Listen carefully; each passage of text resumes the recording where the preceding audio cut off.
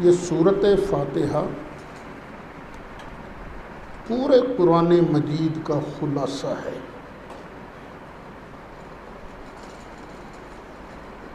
پانچ قسم کے مضامین قرآن حکیم میں بیان ہوئے ہیں: توحید، رسالت، قیامت، پھر ماننے والوں کے حالات و احکامات اور نہ ماننے والوں کا انجام۔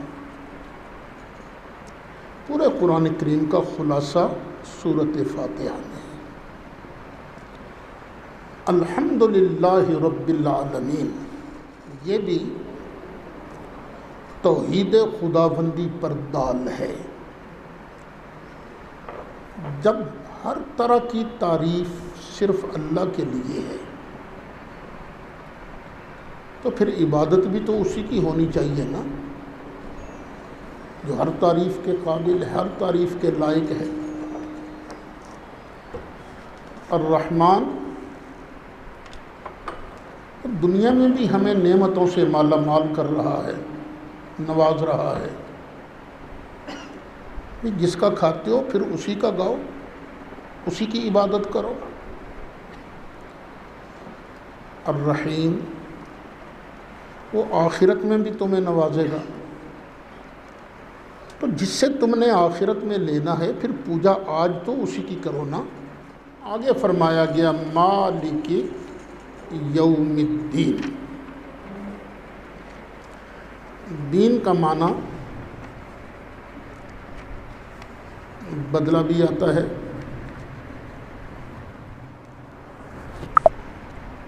یوم کا معنی وقت، زمانہ اور دن، اور دین کا معنی بدلہ، قانون اور ضابطہ، ضابطہ حیات۔ بدلے کے معنی میں بھی، قانون اور ضابطہ حیات کے معنی میں بھی لفظ دین آتا ہے۔ یہاں آیت کا معنی کیا ہوگا؟ مالک ہے بدلے کے دن کا۔ جب بندے کے ذہن میں یہ تصور راسخ ہو جائے، ہم آج جو کچھ کر رہے ہیں ہمیں اس کا بدلہ ملے گا، اور بدلے کا ایک وقت مقرر ہے، ایک دن مقرر ہے، جسے یوم قیامت کہتے ہیں۔ جتنا یوم آخرت پر، یوم دین پر ایمان ہوگا، اتنا ہی بندہ نیکیوں کی طرف راغب ہوگا، اتنا ہی بندہ گناہوں سے، حرام خوری سے، وعدہ خلافی سے بچتا رہے گا۔ اب اللہ فرماتا ہے میں ہوں قیامت کے دن کا مالک، بدلے کے دن کا مالک۔ اب یہاں ایک سوچنے کی بات ہے، قیامت کے دن کا مالک تو وہ ہے، تو آج کے دنوں کا مالک کون ہے؟ آج کی راتوں کا مالک کون ہے؟ آج کے ساعات اور اوقات کا مالک کون ہے؟ یقیناً اللہ ہے۔ تو کیوں کہا گیا مالک یوم الدین؟ وہ اس لیے آج تو بلینز لوگ، کئی ارب لوگ اللہ کو مانتے ہی نہیں، کہتے دیر از نو گاڈ، آل از نیچر، کوئی خدا ودا نہیں ہے، سب نیچر ہے، قدرت ہے، بس فطرت ہے۔ جب اللہ کو نہیں مانتے تو اللہ کو مالک کیسے مانیں گے؟ آج اللہ کے وجود کے منکر ہیں، لیکن جب قیامت کا دن آئے گا اس دن کوئی اللہ کے وجود کا منکر نہیں ہوگا، اللہ کی مالکیت کا منکر کوئی نہیں ہوگا، کیونکہ اس دن منکر کوئی نہیں ہوگا نا۔ اس لیے فرمایا مالک یوم الدین، اس بدلے کے دن کا مالک تنہا میں اللہ وحدہ لا شریک ہوں۔ خود فرماتا ہے 19واں پارہ سورہ فرقان آیت نمبر 26 میں، الملک یومئذ الحق للرحمن وکان یوما علی الکافرین عسیرا۔ اس دن سچی بادشاہت صرف رب رحمان کی ہوگی، اور وہ دن جو ہے نا وہ کافروں پر منکروں پر بڑا سخت ہوگا۔ ایک جگہ ارشاد فرما، جب قیامت کا دن آئے گا تو اللہ خود پوچھے گا لمن الملک اليوم، بتاؤ آج کے دن کی بادشاہت کس کی ہے، کون ہے آج کے دن کا بادشاہ؟ اللہ کے جلال کی وجہ سے کوئی نہیں بولے گا، خود فرمائے گا للہ الواحد القہار، آج کے دن کی حکومت صرف اللہ واحد کی ہے جو قہار بھی ہے۔ 24واں پارہ سورہ مومن آیت نمبر 16۔ اچھا، بالکل اسی طرح کی ایک مثال خود سید عالم صلی اللہ علیہ وسلم نے بھی بیان فرمائی ہے۔ سرکار ارشاد فرماتے ہیں آنا سید ولد آدم یوم القیامہ، مسلم شریف کے اندر ہے، جلد 2 ہے، صفحہ 245 ہے، کتاب الفضائل میں باب و تفضیل نبینا صلی اللہ علیہ وسلم علی جمیع الخلائق، یہ چیپٹر ہے۔ یعنی اس بات کا بیان کہ ہمارے نبی کریم علیہ السلام کو ساری مخلوقات پر فضیلت حاصل ہے۔ اس میں حدیث ہے، سرکار فرماتے ہیں آنا سید ولد آدم یوم القیامہ، قیامت کے دن ساری اولاد آدم کا میں سید ہوں گا۔ کیا سرکار آج سید نہیں ہے؟ آج کون سید ہے ہمارا؟ آج کون سردار ہے؟ سرکار ہی سید ہیں آج بھی، سرکار ہی سردار ہیں آج بھی، لیکن فرمایا قیامت کے دن میں سید ہوں گا۔ کیوں فرمایا؟ اس لیے آج ہر کوئی سرکار کا کلمہ تھوڑی پڑھتا ہے، سرکار کے منکر بھی تو اربوں میں ہیں نا، پھر ہر کلمہ پڑھنے والا بھی سرکار کو سید تو نہیں مانتا نا۔ سید تو یہ لوگ مانتے ہیں نا، یہ دیوانے مستانے، یہ اہل سنت و جماعت سرکار کو سید مانتے ہیں۔ اچھا، سید ہوتا کون ہے؟ سنتے تو رہتے ہو نا، آنا سید ولد آدم یوم القیامہ۔ امام نووی رحمۃ اللہ علیہ ارشاد فرماتے ہیں، اور انہی کی بات کو امام ملا علی قاری نے بھی نقل کیا ہے، اور امام نووی کی بات کو ایک بہت مشہور غیر مقلد عالم نواب صدیق حسن خان بھوپالی، انہوں نے بھی نقل کیا ہے۔ سید ہوتا کون ہے؟ هو الذی یفزع الیہ فی النوائب والشدائد فیقوم بامرہم ویتحمل عنہم مکارہہم ویدفعها عنہم۔ سید یہ ہوتا ہے، سید اسے کہتے ہیں جس کی حوادث و مصائب میں پناہ لی جائے، مصیبتوں کے پہاڑ ٹوٹ رہے ہوں، تکلیفیں برس رہی ہوں، تو بندہ جس کی پناہ لینا وہ سید ہوتا ہے۔ تو جب پناہ لی نا جب، تو پھر وہ ان کے معاملات کا منتظم بن جائے، ان کی مشکلات کا تحمل کرے اور ان سے ان کی مشکلات کو دور کرے۔ ارے سید تو ہوتا ہی مشکل کشا ہے۔ سرکار فرماتے ہیں قیامت کے دن ساری اولاد آدم کا مشکل کشا میں ہوں گا، اور مارے مارے پھریں گے، ہر کسی کے پاس جائیں گے، لیکن بات کہاں بنے گی؟ اللہ کے محبوب علیہ السلام کے پاس۔ جب توحید بیان ہو گئی تو اب وہ جو توحید کا تقاضا ہے کہ صرف میری ہی عبادت کرو، اس کو اللہ تعالیٰ نے صراحتاً بیان فرمایا۔ فرمایا بندے تو کہہ، میں نے بیان کیا تھا نا، الحمدللہ رب العالمین سے پہلے کیا ہے؟ قل، ایسے کہو، ایسے کہو۔ اب اللہ کہتا ہے ایسے کہو، ایاک نعبد، مالک صرف تیری ہی عبادت کریں، یہ جملہ نہیں ہے، جملہ خبریہ نہیں ہے کہ ہم تیری ہی عبادت کرتے ہیں، یہ نہیں، یہ دعا ہے۔ ایاک نعبد و ایاک نستعین دعاء، تفسیر خازن کے اندر ہے، یہ دعا ہے۔ ایاک نعبد، مالک ہم صرف تیری عبادت کریں، صرف تجھی کو پوجیں۔ اب مصیبت یہ ہے کہ جب علم ہوتا ہے تھوڑا، سنی سنائی باتوں پر ہی کام چل رہا ہو، تو بندہ ٹھوکر بھی کھاتا ہے، خود بھی گمراہ ہوتا ہے اور دوسروں کو بھی گمراہ کرنے کی کوشش کرتا ہے۔ اس لیے میں چاہتا ہوں کہ عبادت کا معنی ذرا تفصیل کے ساتھ عرض کر دوں، کیونکہ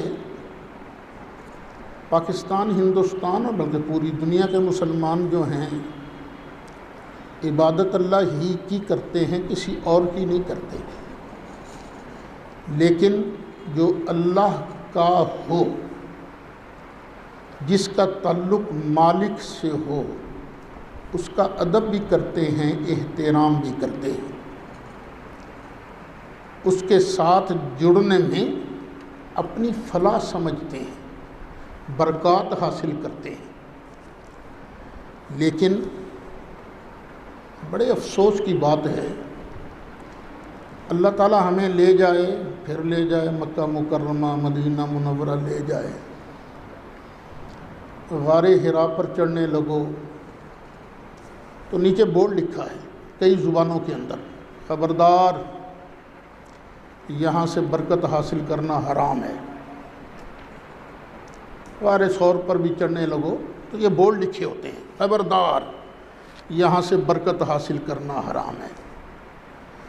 یہ غلطی کیوں لگی انہیں؟ اس لیے وہ عبادت کا معنی صحیح سمجھ نہیں پائے۔ اگر عبادت کا معنی صحیح سمجھ لیتے تو اس غلط فہمی میں مبتلا نہ ہوتے۔ اب آئیے دیکھیں مفسرین نے عبادت کا معنی کیا لکھا ہے۔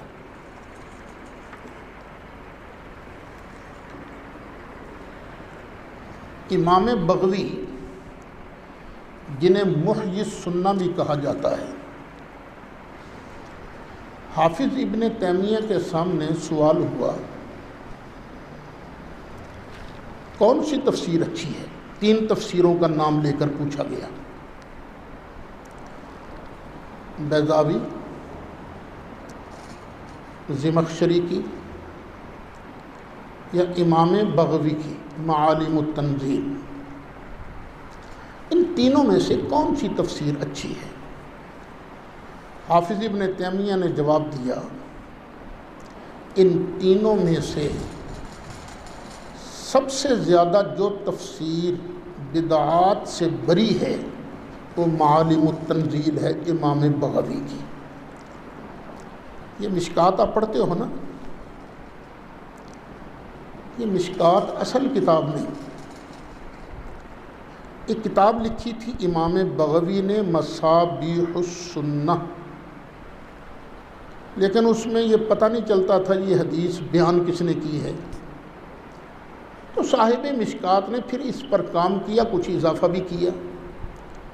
انہوں نے راوی کا نام بتایا کہ یہ حدیث کس سے مروی ہے۔ بہرحال مصابیح السنہ کا بھی اپنا مقام ہے، ہمارے پاس الحمدللہ موجود ہے۔ تو امام بغوی نے جو ترجمہ کیا ہے وہ ہے العبادۃ الطاعۃ مع التذلل والخضوع، انکساری کے ساتھ اگر کسی کی اطاعت کی جائے تو اس کا نام ہے عبادت، عاجزی کے ساتھ، انکساری کے ساتھ کسی کا کہنا مان لیا جائے تو وہ کیا ہے؟ عبادت۔ بغداد کے ایک سید بزرگ گزرے ہیں، نقشبندی بزرگ، علامہ سید محمود آلوسی رحمۃ اللہ علیہ، بڑی شاندار تفسیر لکھی ہے انہوں نے، روح المعانی۔ اچھا، علماء دیوبند بڑا اعتبار کرتے ہیں روح المعانی پر، بڑے حوالے دیتے ہیں اس کے۔ انہوں نے عبادت کی تعریف یہ کی ہے، العبادت اعلی مراتب الخضوع، عاجزی کا جو اونچا مرتبہ ہے نا، اس کا نام ہے عبادت۔ بیضاوی نے بھی ملتی جلتی بات کی ہے، العبادت اقصی غایت الخضوع والتذلل، یہی معنی ہے۔ عبادت کس کا نام ہے؟ عاجزی کی انتہا کا نام عبادت ہے۔ امام ابو حیان اندلسی نے، بڑی مشہور تفسیر ہے ان کی اہل علم کے اندر، اس کا نام ہے البحر المحیط۔ بحر بھی، سمندر بھی، اور المحیط احاطہ کرنے والا، البحر المحیط۔ اس کے اندر انہوں نے کہا ہے العبادت التذلل، عبادت نام ہے عاجزی کا۔ اکثر و بیشتر مفسرین یہی معنی کرتے ہیں، لیکن سچی بات ہے میری تسلی نہیں ہوئی۔ اگر یہ عبادت کا معنی کریں تو بڑی گڑبڑ ہوتی ہے۔ کسی کے سامنے بھی عاجزی کرو تو وہ عبادت بن گئی، یہ کیا ہوا؟ چلو جی، یہ جو معنی کہ اقصی غایت الخضوع ہے، عاجزی کی انتہا کا نام ہے عبادت، تو یہ بھی بات سمجھ میں نہیں آنے والی۔ دیکھیے، بخاری شریف کے اندر موجود ہے، یہ حدیبیہ کے میدان میں شرائط طے کرنے کے لیے آیا تھا عروہ بن مسعود ثقفی، وہ آیا تھا۔ اس نے صحابہ کرام کا جو نظارہ دیکھا، اس نے واپس جا کر کافروں کے سامنے وہ نظارہ بیان کیا۔ کہتا ہے کہ اے قوم، اللہ کی قسم ہے، میں نے قیصر، کسریٰ اور نجاشی جیسے بادشاہوں کو دیکھا ہے، میں نے کسی بادشاہ کا اتنا ادب نہیں دیکھا جتنا ادب محمد کے ساتھی اس کا کرتے ہیں صلی اللہ علیہ وسلم۔ اللہ کی قسم ہے، وہ کھنکار بھی تھوکتے، یعنی اندر سے بلغم نکالتے، تھوکتے، تو وہ زمین پر نہیں گرتا تھا۔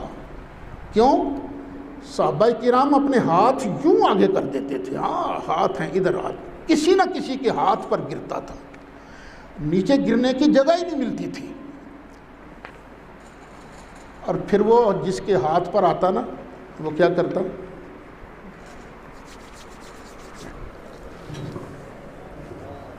اس کو اپنے منہ پر مل لیتا تھا، منہ پر مل لیتا۔ ہاں، اچھا، سرکار جب بھی کوئی حکم دیتے، وہ بیان کر رہا ہے کافروں کے سامنے، قریش مکہ کے سامنے، کہتا ہے اللہ کی قسم ہے، جب کوئی حکم دیتے تو اس حکم کو بجا لانے کے لیے سارے دوڑ پڑتے، میں کم کرنا ہے، میں کم کرنا ہے۔ اور یہ بات کسی کسی کو نصیب ہوتی ہے۔ یہ فیس بک پر میں نے نا 2-3 دن پہلے ایک لطیفہ دیکھا، ایک ابا کہتا ہے، او پتر مینوں پانی دا گلاس دے، میں ابا جی مصروف ہوں، آپ ہی پی لو۔ دوسرا پتر کہوں گا، ابا جی یہ تے ہے ہی کمینہ، تسی ایویں تکلیف نہ کرو، آپ ہی پی لو۔ یعنی کہنا نہیں ماننا، لیکن نبی کریم علیہ الصلاۃ والسلام کی ذات بابرکت سرکار جب حکم دیتے سارے ہی دوڑ پڑتے۔ اس لیے تو پھر ان کو رضی اللہ عنہم کا تاج بھی تو اللہ نے پہنایا ہے نا۔ اچھا، جب سرکار وضو فرماتے، اب عروہ بیان کر رہے ہیں، جب وہ محمد صلی اللہ علیہ وسلم وضو کرتے تو وضو کا سرکار کا بچا ہوا پانی مبارک جو ہے نا وہ لینے کے لیے سارے ہی دوڑ پڑتے، تو لگتا تھا یہ سرکار کے ہاتھوں سے دہن اقدس سے ناک مبارک سے نکلا ہوا پانی، سرکار کے چہرے انور سے مس شدہ پانی، ہاتھوں سے لگا ہوا پانی، قدموں سے لگا ہوا پانی، اس کو لینے کے لیے کہیں لڑ نہ پڑے، اتنی بےتابی ہوتی تھی۔ اور جب سرکار بولتے تو سارے کے سارے اپنی آوازیں پست کر لیتے تھے، اور ادب کے زیادتی کی وجہ سے، فرط تعظیم کی وجہ سے وہ یوں کر کے سرکار کے چہرے کو نہیں دیکھتے تھے، بلکہ یوں کر کے، اتنا ادب کرتے تھے سرکار۔ یہ بخاری شریف کے اندر موجود ہے۔ اب دیکھیے، ایک ہے سجدہ کرنا اور ایک ہے کسی کے تھوک کو چاٹنا۔ اب زیادہ عاجزی کس میں ہے؟ یہ تھوڑی انتہا ہے کسی کا تھوک چاٹنا اس کے سامنے عاجزی کرنے میں، تو پھر تو اس کو بھی عبادت کہنا چاہیے، لیکن نہیں۔ صحابہ کرام عبادت اللہ کی کرتے تھے، ہاں پیارے مصطفیٰ علیہ السلام کی تعظیم کرتے تھے، تو بھئی فرق تو یہ کرنا ہوگا نا۔ عبادت کا معنی کچھ اور ہے، یہ تعظیم کا نام عبادت نہیں، کسی اور چیز کا نام عبادت ہے۔ اب دیکھیے، ہم سب لوگ نماز پڑھتے ہیں، نماز میں کئی مرحلے ہیں، آئے اللہ اکبر کہہ کے ہاتھ باندھ کے، اب ہم نے قیام کیا ہے، کس کے لیے قیام کیا ہے؟ اللہ کے لیے۔ اب ہم کھڑے ہو کر عاجزی کر رہے ہیں نا، نظریں جھکی ہوئی ہیں، نگاہیں سجدے کی جگہ پر ہیں۔ اچھا، قیام کے بعد ہم چلے گئے رکوع کے اندر، اب رکوع کر کے ہم اللہ کے سامنے عاجزی کا اظہار کر رہے ہیں۔ اب کیا قیام اور رکوع کے اندر عاجزی برابر ہے یا کچھ فرق ہے؟ فرق ہے۔ رکوع کے اندر عاجزی زیادہ ہے، قیام کے اندر اتنی عاجزی نہیں۔ اچھا، رکوع کے بعد پھر سجدہ بھی کرتے ہیں ہم، اب سجدے میں عاجزی زیادہ ہے یا قیام اور رکوع کے اندر عاجزی زیادہ ہے؟ سجدے کے اندر۔ اگر عاجزی کی انتہا کا نام ہو عبادت تو پھر نماز میں صرف سجدہ عبادت بنے گا، حالانکہ ایسے تو نہیں۔ تکبیر تحریمہ سے لے کر السلام علیکم ورحمۃ اللہ سلام پھیرنے تک ہر ادا یہ عبادت ہے۔ تو پتہ چلا عبادت کا معنی یہ نہیں اقصی غایت التذلل یا صرف تذلل، نہیں، عبادت کا معنی کچھ اور ہے۔ میں نے اس پر تتبع کیا، کچھ اشارات کچھ بزرگوں کی کتابوں سے بھی ملے، تو میں اس نتیجے پر پہنچا ہوں کہ عبادت کس کا نام ہے؟ عبادت نام ہے کسی کو واجب بذات مان کر، مستقل مان کر، غیر محتاج مان کر اس کے ادب کا۔ بس جب کسی کا کہا مانا جائے، ادب کیا جائے، احترام کیا جائے، کیا سمجھ کر؟ واجب بذات سمجھ کر، مستقل سمجھ کر، غیر محتاج سمجھ کر، تو یہ عبادت کہلائے گا۔ اور اگر کسی کا ادب کیا جائے، کسی کی اطاعت کی جائے، کسی کا کہا مانا جائے، واجب بذات سمجھ کر نہیں، ممکن بذات سمجھ کر۔ اگر کسی کا کہا مانا جائے، مستقل نہیں، غیر مستقل سمجھ کر۔ اگر کسی کا کہا مانا جائے، غیر محتاج نہیں، ہر آن ہر گھڑی اللہ کی رحمت کا محتاج سمجھ کر، تو پھر وہ عبادت نہیں کہلائے گا، وہ تعظیم کہلائے گا۔ الحمدللہ ہم عبادت کرتے ہیں تو اللہ کی کرتے ہیں، اور تعظیم جو ہے اللہ کی رحمت کا محتاج سمجھ کر یہ اس کی مخلوق کی کرتے ہیں۔ نبی کریم علیہ السلام کی تعظیم کرتے ہیں، انبیاء کا ادب کرتے ہیں، ہم والدین کا احترام کرتے ہیں، اپنے اساتذہ کا احترام کرتے ہیں، لیکن کیا سمجھ کر؟ یہ ہر آن ہر گھڑی اللہ کی رحمت کے محتاج ہیں۔ امید ہے اگر آپ یہ فرق سمجھ لیں گے نا تو کبھی کوئی مستشرق آپ کے ذہن میں شک کا کانٹا نہیں چبھو سکے گا۔ آئیے دیکھیں اس مسئلے کو قرآن مجید فرقان حمید کی دوسری آیات مبارکہ سے۔ 17واں پارہ ہے، سورہ حج ہے، اس کی 2.5 آیتیں آپ کے سامنے میں تلاوت کرتا ہوں۔ اللہ فرماتا فَاجْتَنِبُوا الرِّجْسَ مِنَ الْأَوْثَانِ، اے بتوں کی پلیتی سے بچو۔ وَاجْتَنِبُوا قَوْلَ الزُّورِ، جھوٹ بولنے سے بھی بچو۔ ہمارے نا پنجابی میں ایک جملہ بولو، جھوٹ نہ ماروئے، جھوٹ مارتا پہ ہیں، لیکن میں کہتا ہوں یہ نہیں کہنا چاہیے، جھوٹ کو مار دینا چاہیے، بولنا نہیں چاہیے۔ جھوٹ کو مار دو لیکن بولو نہیں۔ وَاجْتَنِبُوا قَوْلَ الزُّورِ، جھوٹ بولنے سے بچو۔ حنفاء، کیا بنو؟ حنیف۔ حنفاء جمع ہے حنیف کی۔ حنیف کہتے ہیں ہر باطل سے الگ، ہر باطل سے الگ رہو، کسی باطل کا ساتھ نہ دو۔ بس جب تمہارا آخری وقت ہو پھر یہی کہیں فرشتے، یہ بندہ وہ تھا جو کہتا تھا تمہیں جانا تمہیں ماننا، نہ رکھا غیر سے کام، للہ الحمد کہ دنیا سے مسلمان گیا۔ ہر باطل سے الگ رہو۔ جو باطل سے الگ رہنا ہے یہ کس لیے؟ صرف اللہ کی رضا کے لیے۔ کس کے لیے؟ اللہ کی رضا کے لیے۔ یہ نہیں کہ مقابلہ باطل کا کرنا ہے تو ڈالر امریکہ سے لینے ہیں، یہ نہیں کرنا۔ بس اللہ کی رضا کے لیے ہر باطل سے الگ رہو۔ لیکن الگ رہنے کا یہ مطلب نہیں ہے کہ باطل کو تبلیغ بھی نہ کرو، یہ گھل مل کے دل نہ ادھر جوڑو، دل اللہ کی طرف ہو یا اللہ کے ماننے والوں کی طرف۔ اچھا، وَمَن یُشْرِک بِاللَّہ، اور جو بھی شرک کرے گا اللہ کے ساتھ، فَكَأَنَّمَا خَرَّ مِنَ السَّمَاءِ فَتَخْطَفُهُ الطَّيْرُ، پھر وہ ایسے ہی سمجھو جیسے کہ اوپر سے گرا ہے آسمان سے۔ جب کوئی آسمان سے گرتا ہے تو پھر کیا ہوتا ہے؟ فَتَخْطَفُهُ الطَّيْرُ، بڑا سا پرندہ آیا اچک کے لے گیا۔ او تَهْوِي بِهِ الرِّيحُ فِي مَكَانٍ سَحِيقٍ، یا پھر ایسے آتا ہے کہ ہوا آئی اڑایا اسے، اس نے گرنا تھا یہاں، وہ دور جا کے پھینکتا۔ آندھیوں میں دیکھتے نہیں آپ کیا ہوتا ہے؟ چیز کو اٹھایا وہاں جا کے پھینک دیا۔ جو بھی شرک کرے گا اس کا ٹھکانہ نہیں ہے پھر کسی جگہ، اچھی جگہ ٹھکانہ نہیں ہے۔ اچھا، اللہ تعالیٰ فرما رہے شرک نہیں کرنا، بتوں کی پلیتی سے بچنا ہے، بچنا ہے، بچنا ہے۔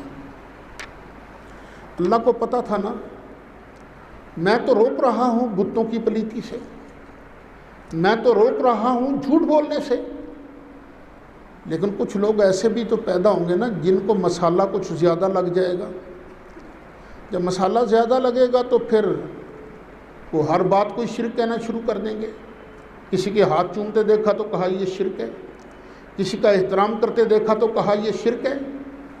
تو اللہ تعالیٰ نے فرمایا ذالک، ذالک، یہاں اس ذالک کا معنی کیا ہے؟ پہلی بات سن لیا تو اگلی بھی سنو۔ وہ اگلی بات کیا ہے؟ وَمَن يُعَظِّمْ شَعَائِرَ اللَّهِ فَإِنَّهَا مِن تَقْوَى الْقُلُوبِ، جو بندہ اللہ کی نشانیوں کا ادب کرتا ہے اور پھر اس ادب کو اپنی عادت بنا لیتا ہے، فَإِنَّهَا، ہا ضمیر کا مرجع امام قرطبی نے عادت کو قرار دیا، پھر اس کی عادت بنا لے۔ اس کی عادت ہے اللہ کی نشانی کا ادب کرنا ہے۔ اللہ کا ادب کرتا ہے نا، تو جس کا تعلق بھی اللہ کے ساتھ ہو جائے، اللہ کی نشانی، پھر اس کا ادب کرتا ہے۔ جو بنا لیتا ہے اس کو اپنی عادت بنا لیتا فَإِنَّهَا مِن تَقْوَى الْقُلُوبِ، تو یہ دلوں کی پرہیزگاری میں سے ہے، یعنی وہ اندر سے متقی ہے، پرہیزگار ہے۔ قرآن کی ان آیات مبارکہ سے پتہ چلا کہ اللہ کے پیاروں کا ادب کرنا، اللہ کے پیاروں کی تعظیم کرنا یہ شرک نہیں، یہ تو بندے کے اندر سے متقی ہونے کے مترادف ہے۔ یہ میں نہیں کہہ رہا، تیرا میرا مالک ارشاد فرما رہا ہے۔ یہ علامہ اشرف علی صاحب تھانوی تھے نا، جنہیں علماء دیوبند حکیم الامت بھی کہتے ہیں، ویسے بہت بڑے عالم تھے وہ، آج پاکستان میں ان کے لاکھوں مرید ہیں، ان کے سلسلے کے اندر داخل ہیں، ان سے منسوب مدرسے بھی ہیں، یہ خیر المدارس ہو گیا، دارالعلوم کراچی ہو گیا، جامعہ اشرفی ہو گیا، یہ جامعہ امدادیہ ہو گیا، یہ سارے انہی کے ساتھ منسلک لوگ ہیں۔ ان کے ایک خلیفہ تھے جن کا نام ہے مولانا عبد الماجد دریابادی۔ انہوں نے ان آیتوں کی تفسیر میں لکھا کہ شرک کی مذمت بار بار ہو چکی تھی۔ تفسیر ماجدی ایک ہی جلد میں ہے، صفحہ 683 ہے، کہ شرک کی مذمت بار بار ہو چکی تھی۔ اس آیت نے اسے کھول دیا۔ شرک بری چیز ہے، لیکن غیر اللہ کی تعظیم بری نہیں، بلکہ جو چیزیں اللہ کی جانب منسوب و منتسب ہیں ان کی تعظیم و تکریم تو عین دین کا جز ہے۔ جو چیزیں اللہ کی طرف منسوب ہے ان کی عزت تو عین دین کا جز ہے۔ فقہا نے کہا کہ تعظیم غیر اللہ مستقلاً ممنوع و ناجائز ہے۔ اگر مستقل سمجھ کے غیر اللہ کی تعظیم کرو گے تو وہ کیا ہے؟ یہ ناجائز ہے، منع ہے، حرام ہے۔ لیکن نسبت تقرب ذات الوہیت جائز و مشروع ہے۔ لیکن اگر جس کی نسبت اللہ کی طرف ہو جائے تو اس کا ادب تو جائز ہے، ثواب کا کام ہے۔ کعبہ کا ادب کرتے ہو کہ نہیں؟ کرتے ہیں، ہر مسلمان کرتا ہے، تڑپتا ہے ہر مسلمان کہ مجھے کعبے کی زیارت نصیب ہو جائے، مجھے کعبے کے گرد کے پھیرے نصیب ہو جائے، طواف نصیب ہو جائے، عمرہ کی سعادت مل جائے، حج کی سعادت مل جائے۔ پیسہ جوڑ کے لوگ وہاں جانے کی تمنا کرتے ہیں۔ تو کعبہ خدا تو نہیں ہے نا۔ کعبے کی طرف بس بندہ کچھ پڑھے نہ، تسبیح نہ کرے، کوئی چیز نہ کرے، بھائی یوں ہی پیار سے دیکھتا رہے، ادب سے دیکھتا رہے، تو یہ بھی تو عبادت ہے نا۔ یہ کیا ہے؟ اس کا تعلق چونکہ اس کے ساتھ ہو گیا ہے، اس لیے یہ کعبہ بھی یہ لائق تعظیم ہے۔ اچھا، پھر وہ لکھتے ہیں مولانا عبد الماجد دریابادی کہ بعض عارفوں نے یہاں سے دو مسئلے نکالے ہیں۔ پہلا کہ تقوی کا اصل محل یہ ہے، قلب۔ تقوی کہاں ہوتا ہے؟ یہاں، یہ اوپر نہیں۔ اوپر تو بندہ صوفی بال صفا بن جائے، جو مرضی بن جائے، اندروں کھنڈا ہے نا تو وہ نہیں، وہ صوفی نہیں۔ تقوی کا اصل محل کیا ہے؟ یہ دل ہے۔ دوسرا یہ ہے کہ شاعرین، شاعر کی جمع، شاعر خود جمع، پھر آگے اس کی جمع شاعرین کی، پھر آگے بریکٹ میں لکھا جن کے اندر انبیاء اولیاء کے آثار بھی شامل ہیں۔ انبیاء کی قبریں، اولیاء کی قبریں، ان کی تعظیم حدود شرع کے اندر خود مشروع ہے۔ یہ کون لکھ رہا ہے؟ ہم نہیں کہہ رہے، بلکہ جو ان مسائل میں ہماری مخالفت کرتے ہیں ان کے ایک سرکردہ عالم مولانا عبد الماجد دریابادی نے لکھا ہے۔ اچھا، ایک اور بہت عالم تھے، بڑے عالم، جن کا نام ہے مولانا ادریس کاندھلوی۔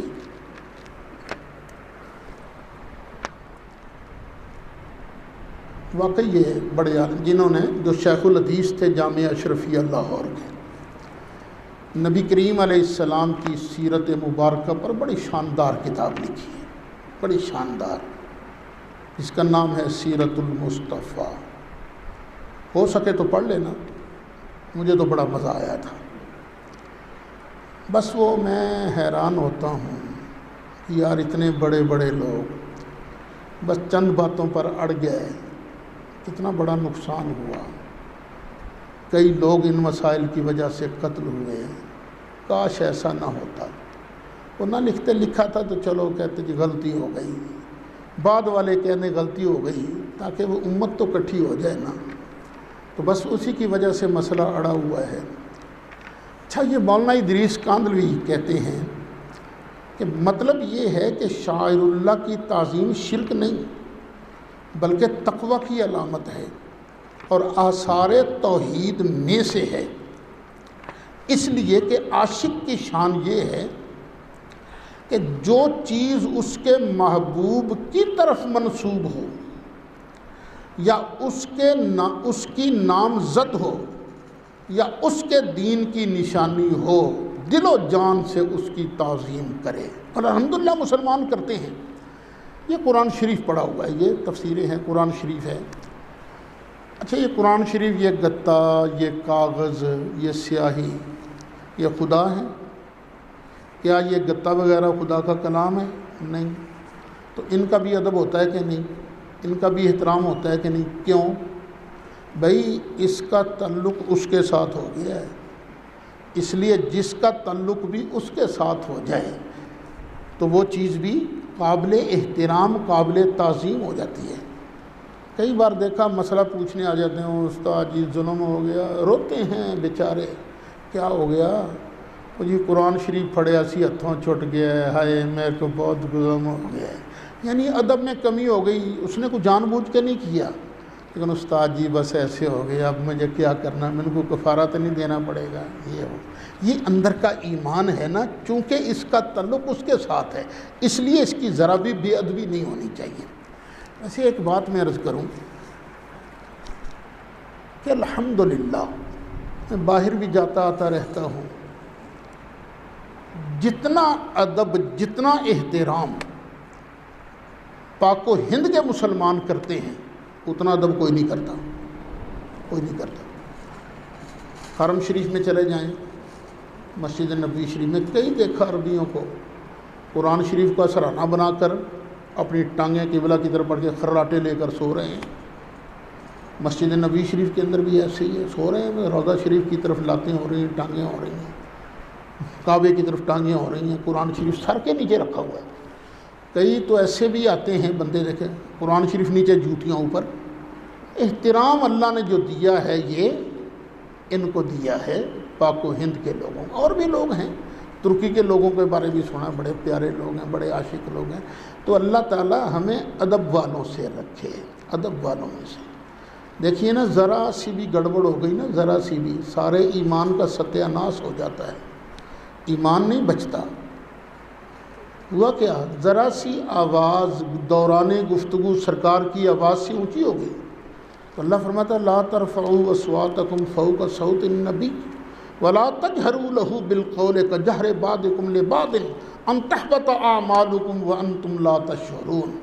تو یاد رکھنا میرے بیٹو، ادب جو ہے، ادب یہ پورے کا پورا ایمان ہے۔ جس کو ادب کرنا آ گیا، تعظیم کرنی آ گئی، سمجھ لو یہ پکا سچا مومن ہے۔ یہ مولانا ادریس کاندھلوی نے اپنی تفسیر معارف القرآن کے اندر اس بات کو نقل کیا ہے، جلد 5 ہے، صفحہ 23 ہے۔ اچھا، معارف القرآن کے نام کی 2 تفسیریں لکھی گئی ہیں۔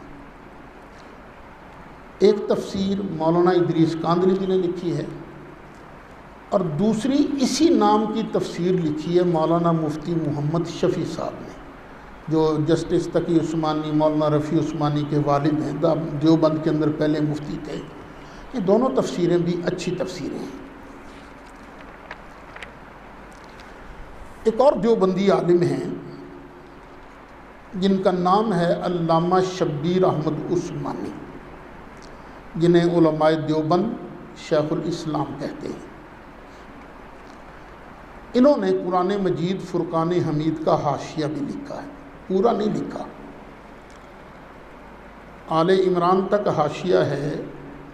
ان کے استاد جنہیں شیخ الہند کہتے ہیں، مولانا محمود الحسن کا۔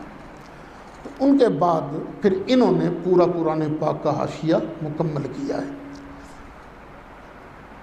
اس حاشیے میں وہ ہے مولانا محمود الحسن کا، مولانا شبیر نہیں، یہ مولانا شبیر احمد عثمانی کا ہی ہے۔ وہ کہتے ہیں یعنی شاعر اللہ کی تعظیم شرک میں داخل نہیں، جس کے دل میں پرہیزگاری کا مضمون ہے اور خدائے واحد کا ڈر ہے، وہ اس کے نام لگی چیزوں کا ادب ضرور کرے گا۔ یہ ادب کرنا شرک نہیں بلکہ عین توحید کے آثار میں سے ہے کہ خدا کا عاشق ہر اس چیز کی قدر کرتا ہے جو بالخصوص اس کی طرف منسوب ہو جائے۔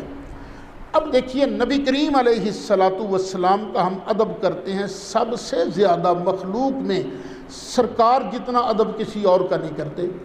کیوں کرتے ہیں جی؟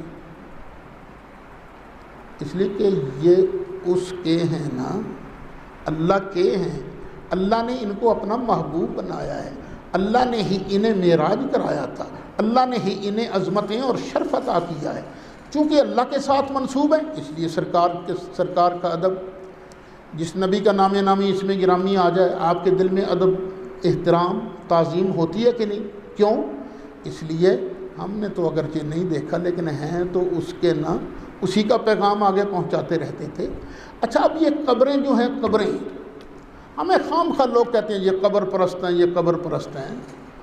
کیا کسی نے دیکھا کہ جو بھی قبر نظر آ جائے ہم وہاں جا کھڑے ہو جاتے ہیں؟ نہیں، ہم کن قبروں کے پاس جا کر حاضری دیتے ہیں، سلام کرتے ہیں، ان کے لیے فاتحہ خوانی کرتے ہیں، وہ جن کے بارے یقین ہوتا ہے کہ یہ اس کے پیارے ہیں، اس کے پیارے ہیں۔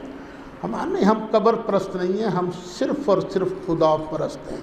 ہم تو ان کا ادب کرتے ہیں، کیوں کہ یہ اللہ کے ساتھ ان کی نسبت ہو گئی ہے، یہ اللہ کے بندے کی قبر ہے۔ دیکھیے بات لمبی نہ ہو جائے، اللہ تعالیٰ نے ارشاد فرمایا وَاتَّخِذُوا مِن مَقَامِ إِبْرَاهِيمَ مُصَلًّى، مقام ابراہیم کو مصلی بناؤ، مقام ابراہیم پر پہنچو، وہاں جا کے نماز پڑھو۔ یہ مقام ابراہیم کیا ہے؟ جو گئے ہیں ان کا جانا مبارک ہو، جو نہیں گئے اللہ سب کو لے جائے۔ کعبہ شریف ہے نا، کعبہ شریف، کعبہ شریف ہے اصل میں مستطیل، یہ لمبائی کی صورت میں، لیکن اس وقت لمبائی کی صورت میں نظر نہیں آتا، مربع شکل میں نظر آتا ہے، لیکن اصل کعبہ مستطیل ہے، مربع شکل کا نہیں ہے۔ ہوا یوں تھا کہ نبی کریم علیہ السلام کی عمر مبارک جب 35 برس کی ہوئی تو کعبہ شریف میں سیلاب وغیرہ آنے کی وجہ سے کعبہ کی دیواریں بڑی خستہ ہو گئی تھیں۔ تو مکے والوں نے سوچا کہ ہم کعبہ کو نئے سرے سے تعمیر کریں گے۔ اب دیکھ لیجئے، ان لوگوں نے حلف اٹھایا کہ کعبہ کی تعمیر میں حرام کمائی کا 1 پیسہ صرف نہیں کریں گے، خالص حلال کی کمائی اس پر لگے گی۔ اور حلال کی کمائی جو تھی تھوڑی تھی، وہ پورا کعبہ تعمیر نہ کر سکے، آدھا حصہ تعمیر کر لیا، خیال آیا کہ باقی کا بعد میں تعمیر کر لیں گے۔ لیکن جو باقی کا حصہ تھا نا، اس میں انہوں نے اس کو گھیر لیا، تھوڑی چھوٹی چھوٹی دیوار بنا کر، اسے کہتے ہیں حطیم۔ وہ بھی اللہ تعالیٰ کی ہم غریبوں پر مہربانی ہے نا، کعبہ شریف کے اندر ہمیں کون جانے دیتا ہے؟ ہمیں تو، ہم تو کوئی بادشاہ تھوڑی ہیں، وزیر اعظم تھوڑی ہیں، نہ کوئی اتنی جناب قداور شخصیت ہیں کہ ہمیں وہاں کے بادشاہ ضرور اندر جانے دیں گے۔ ہم غریبوں کو کون وہاں جانے دیتا ہے؟ لیکن ہم غریبوں کا وہ تو ہے نا، اللہ ہے نا، یہ آدھا حصہ ہم غریبوں کے لیے نہیں چھٹا گیا ان سے، کیوں کہ الحمدللہ جاؤ حتیم کے اندر جا کے نفل پڑھنے کی جگہ مل جاتی ہے، یہ حتیم جو ہے۔ اب اسی حتیم کے بالکل سامنے میرے خیال جتنا یہ پلر ہے اس پلر سے یہاں تک ایک شیشے کا گنبد بنا ہوا ہے، اس شیشے کے گنبد کے اندر ایک پتھر ہے جس پتھر پر 2 پیروں کے نشان ہیں، 2 پیروں کے نشان، اور یہ نشان کس کے ہیں؟ حضرت ابراہیم علیہ السلام کے۔ یہ خدا کے پاؤں نہیں ہیں، خدا کے بندے کے پاؤں ہیں، یہ پاؤں کے نشان ہیں، پاؤں بھی نہیں، پاؤں کے نشان ہیں۔ کہ جب کعبۃ اللہ تعمیر کر رہے تھے تو ابراہیم علیہ السلام کے قدموں کے نشان آ گئے۔ اللہ کو یہ تو پتھر بھی پیارا لگنے لگ گیا نا، 2 مقام پر قرآن شریف میں اس کا ذکر کیا ہے، پہلے سپارے میں بھی، چوتھے سپارے کے اندر ہی، وَاتَّخِذُوا مِن مَّقَامِ إِبْرَاهِيمَ مُصَلًّى، یہ مقام ابراہیم کو مصلی بناؤ۔ اب یہ مقام ابراہیم کی اللہ تعالیٰ تعظیم کروا رہا ہے کہ نہیں کروا رہا؟ کروا رہا ہے۔ لیکن مقام ابراہیم پر یہ ہے کیا؟ کبھی قدم لگے تھے، قدموں کا نشان موجود ہے، قدم نہیں ہے، یہ بات ذرا ذہن میں رکھنا۔ اور پھر اللہ فرماتا ہے ان الصفا والمروۃ من شعائر اللہ، یہ صفا بھی اللہ کی نشانی ہے، مروہ بھی اللہ کی نشانی ہے۔ کیا مطلب اللہ کی نشانی ہے؟ تم ان کا ادب کرو، وَمَن يُعَظِّمْ شَعَائِرَ اللَّهِ فَإِنَّهَا مِن تَقْوَى الْقُلُوبِ، یہ پہاڑیوں کو کیا ہے بھئی؟ یہ اللہ کی نشانیاں کیوں ہیں؟ اس لیے کہ کبھی ان پہاڑیوں پر اللہ کی ایک پیاری حضرت حاجرہ کے قدم لگے تھے، بس قدم لگے تھے، تو یہ بھی اللہ کی نشانیاں بن گئے، اللہ کی نشانیاں بن گئے۔ اب بات کو ذرا دھیان میں رکھنا، صفا مروہ پر اس وقت کیا ہے؟ کچھ بھی نہیں، کبھی ان کے قدم لگے تھے۔ مقام ابراہیم پر اس وقت کیا ہے؟ قدموں کا نشان، بس۔ اچھا یہ بتاؤ، یہ قدموں کے نشان کی شان زیادہ ہے یا ان پیروں کی شان زیادہ ہے؟ پیروں کی شان زیادہ ہے نا، جہاں کبھی قدم لگے تھے وہ بھی اللہ کی نشانی، جہاں پیر لگ گئے پھر نشان باقی رہ گیا وہ بھی اللہ کی نشانی۔ تو اس روضہ انور کے بارے کیا خیال ہے، جہاں مصطفیٰ علیہ السلام خود سر انور سے لے کر قدمین شریفین تک تشریف فرما، خدا کی قسم ہے مصطفیٰ علیہ السلام کا روضہ انور یہ بھی اللہ کی نشانی ہے، یہ بھی اللہ کی نشانی ہے۔ صرف نبی کریم علیہ السلام کا مزار پر انوار نہیں، سرکار کا ہی روضہ انور نہیں، بلکہ ہر نبی کی قبر جو ہے، جو نبی بھی دفن ہوا ہے، عیسیٰ علیہ السلام تو نہیں نا دفن ہوئے، وہ تو آسمانوں پر موجود ہے، جس نبی کی بھی قبر ہے نا، ہر نبی کی قبر یہ اللہ کی نشانی ہے۔ صرف نشانی نہیں، یہ تو برکتوں کا ڈیپو بھی ہے، برکتوں کا۔ اللہ فرماتا ہے سبحان الذی اسری بعبدہ لیلا من المسجد الحرام الی المسجد الاقصی الذی بارکنا حولہ، الذی بارکنا حولہ لنریہ من آیاتنا انہ هو السمیع البصیر۔ ہم نے مسجد اقصی کے ارد گرد برکتیں رکھ دی ہیں۔ یہ برکتیں کیا ہیں؟ یہ برکتیں کیا ہیں؟ دور نہ جائیے، یہاں پاکستان میں لاکھوں کی تعداد میں ایک قرآن شریف چھپا ہوا موجود ہے، سعودی گورنمنٹ نے چھاپا ہے، وہ حاشیہ بھی ہمارا لکھا ہوا تو نہیں ہے، ایک اہل حدیث عالم مولانا یوسف صلاح الدین کا حاشیہ ہے، 2 جگہ پر 9ویں پارے میں بھی اور 15ویں پارے کے اندر بھی لکھا ہے۔ یہ اللہ کی برکتیں کیا ہیں؟ اللہ کے نبیوں کے مزارات، اللہ کے نبیوں کے معاصر، ان کی قبریں یہ ہیں، الذی بارکنا حولہ، تو یہ کیا ہیں؟ اللہ کی برکتوں کے ڈیپو، ان کا ادب بھی کریں گے، کیوں؟ یہ اللہ کی نشانیاں ہیں اور اللہ نے یہاں برکتیں رکھ دی ہیں۔ اچھا ایک بات تو بتاؤ، اللہ نے یہاں برکتیں جو رکھی ہیں نبیوں کی قبروں میں، یہ کس کے لیے رکھی ہیں؟ اپنے لیے رکھی ہیں یا ہمارے لیے؟ ہمارے لیے۔ اس نے ہمارے لیے اللہ کو برکتوں کی کیا ضرورت ہے؟ تبارک الذی نزل الفرقان علی عبدہ لیکون للعالمین نذیرا، وہ تو برکتیں دینے والی ذات ہے، اس نے برکتیں رکھی ہیں ہمارے لیے۔ لیکن ان برکتوں سے فائدہ کون لیتا ہے؟ کون لیتا ہے فائدہ؟ یہ مزارات، اللہ کے پیاروں کے مزارات جو ہیں، یہ اللہ کی برکتوں کے ڈیپو ہیں، ڈیپو۔ ان ڈیپوؤں سے، دکان تو چھوٹی ہوتی ہے نا، ڈیپو ہوتا ہے بہت بڑا، سپر سٹور بہت بڑا۔ کئی ایسے بھی ہیں فارن کے اندر سپر سٹور، پن ٹو پلین، سوئی سے لے کر جہاز تک مل جاتا ہے۔ اچھا، یہاں سے سودا ملتا کس کو ہے؟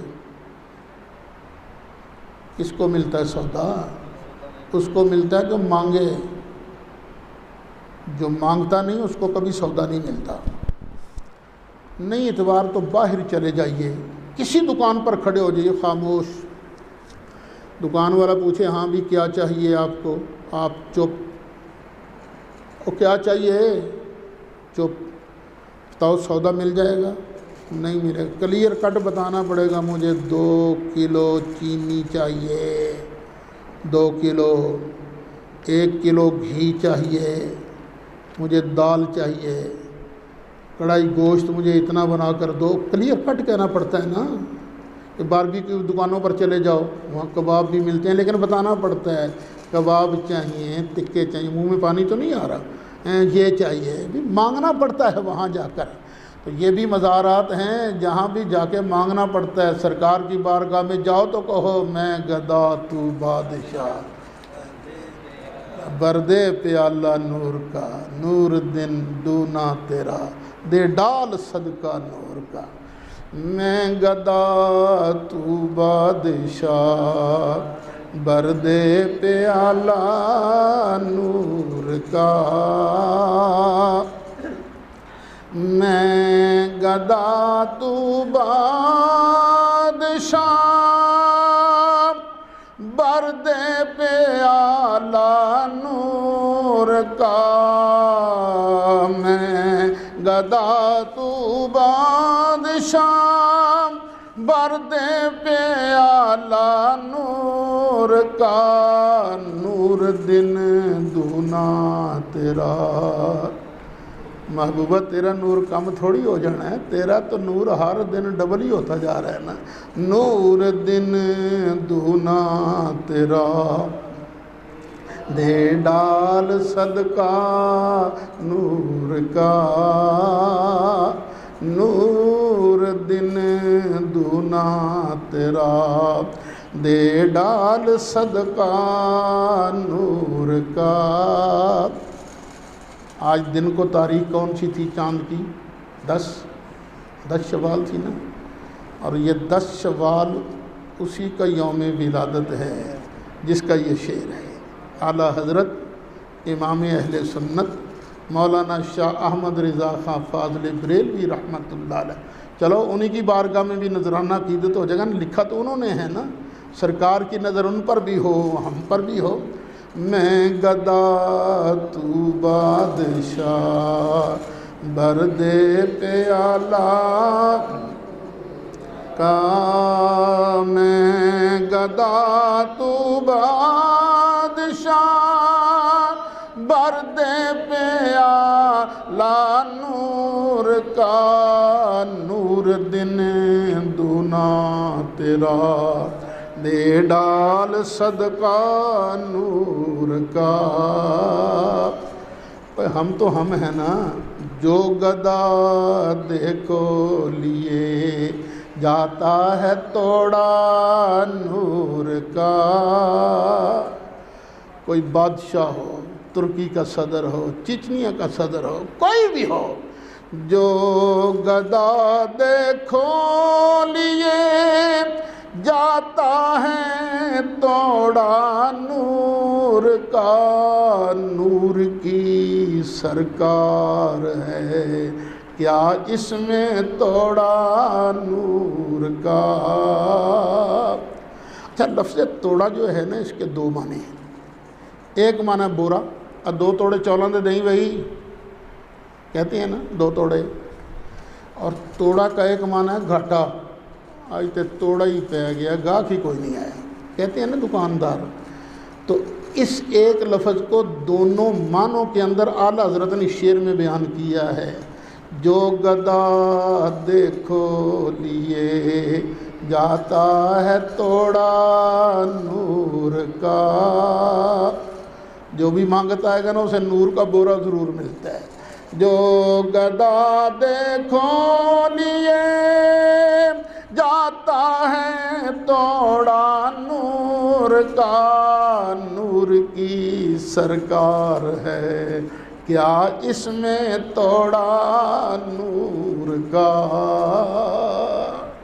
یہاں جتنا مرضی بانٹتے جائیں کم نہیں ہوتا، زمزم کم نہیں ہو رہا تو سرکار کی بارگاہ کے خزانے کیسے کم ہوں گے۔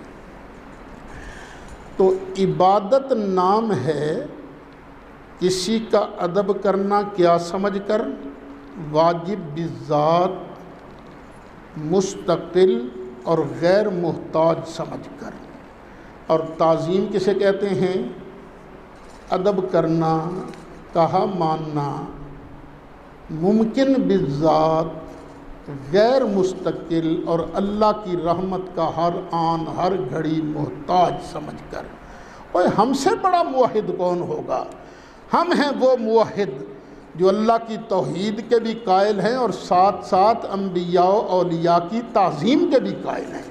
ہم ون وے ٹریفک نہیں چلاتے کہ اللہ کی توحید ایسی بیان کرو کہ نبیوں ولیوں کے پلے شاہی کوئی نہیں، نہ ہم رسالت اس طرح بیان کریں کہ سرکار اللہ کے محتاج نہیں۔ توحید توحید ہے اور رسالت رسالت ہے، الحمدللہ ہم دونوں پر عمل کرتے ہیں۔